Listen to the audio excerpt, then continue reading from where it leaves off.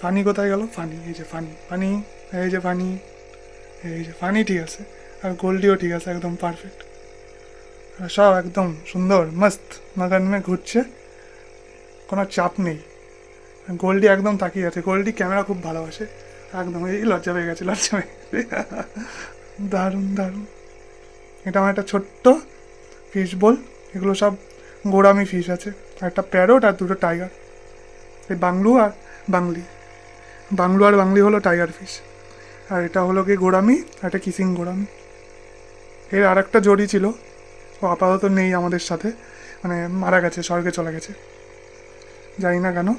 তো আমি ভাবছি ওর আর জন্য আর একটা নিয়ে আসবো সঙ্গী। আর এই বাংলো আর বাংলি ঠিক আছে, একদম পারফেক্ট।